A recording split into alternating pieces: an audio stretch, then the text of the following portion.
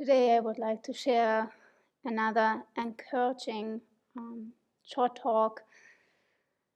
Probably everybody knows this experience. You listen to a Dharma talk, for example, by Venerable children, or you read some pages in a book, in a Dharma book, and you feel like this talk, these pages, are specifically meant for you. Maybe you came to the teachings carrying with you, or even trying to run away from all kinds of problems. Then you hear Venerable children describing a situation just like yours, such as how to overcome your frustration, your anger, and how to apply compassion for the other person. So you hear this and you feel uplifted, and there's a way out of misery. Then you apply what you learned, and as a result, you experience joy. You look back into the book to refresh your knowledge, or you listen to the teachings again and you feel empowered. This procedure has been proven to be a very successful way to transform our mind, to find peace of mind, to develop courage, connection, love, wisdom. And through the direct application of the Dharma, we will change our experiences. This idea of personal transformation can even be found in worldly ways. As children, most or even all of us haven't been exposed to the Dharma to transform ourselves, but we were exposed to, for example, fantasy, to poetry, to art, or even dreams. When I was a child, I was exposed, for example, to the Neverending story, Die unendliche Geschichte by Michael Ende. Some are doing this. It's a story about a boy named Bastian, a person some of us may even identify with or have been identifying with. Bastian had a hard time after the death of his mother when he was 10 years old, and a father who did not communicate much with him after the death of his wife. So Bastian felt alone, and in addition to that, he got exposed to the cruelty of other boys who bullied him around. So he had a strong need for love, connection, and peace. Then, as the story goes, he gets exposed to the book, The Neverending Story, a story that invites fantasy and does never end. Something our younger self, or even today, we may yearn for, or we may have lost long ago.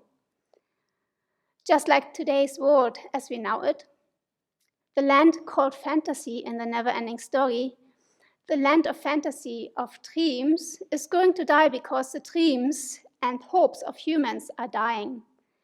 Maybe it's the loss of hope for our own life, maybe for Mother Earth, maybe for this country, or maybe we don't believe in our own Buddha potential.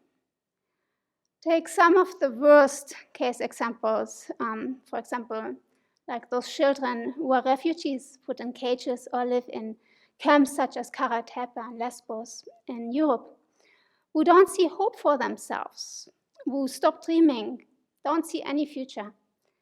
In Karatepe live about 2,500 children in tents, and the camp is directly at the ocean, so right now it's very cold and windy. At night the children are freezing. They wear everything they have, but still are freezing, and they can't sleep due to the cold and the wind. How can they even dream? In fact, the corona pandemic may have worsened the situation. Organizations can't offer programs such as libraries, playgrounds, they can't go to school. So the children having nothing to learn, not much else to do.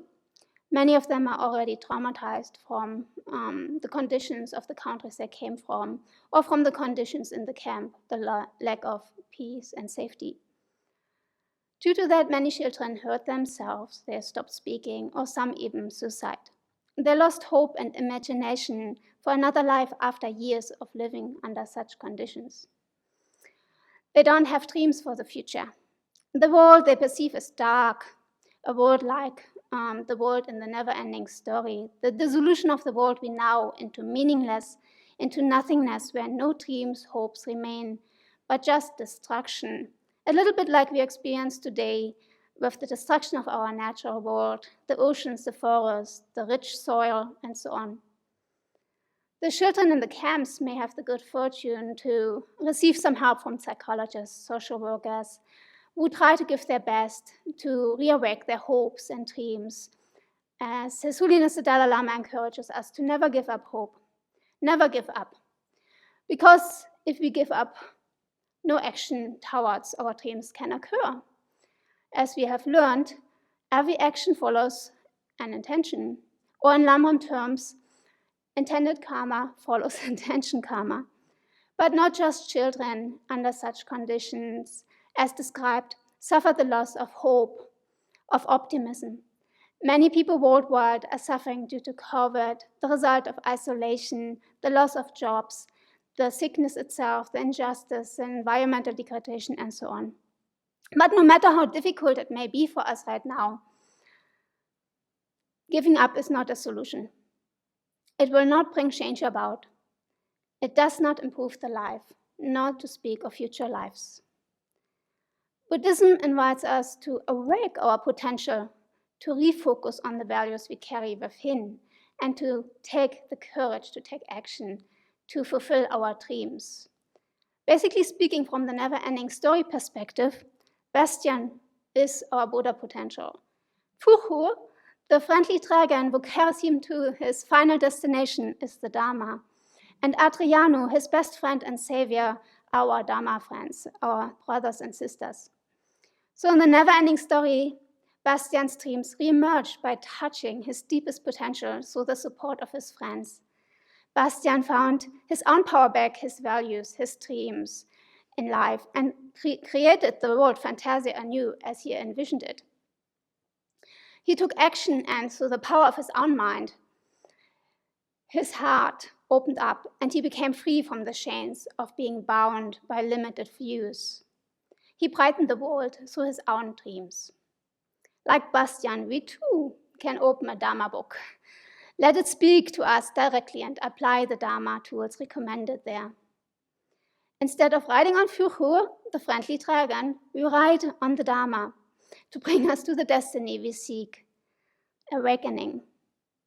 And since this path to awakening will not always be easy, we will face obstacles, hindrances. Therefore, we need friends like Adriano, who is helping us to get back on track. We need Dharma friends to help us applying the Dharma. Then, even though we are facing great challenges in this world right now, we can remain hopeful for this, but especially for future lives. If we keep practicing, we will reach what we long for, never-ending peace, nirvana.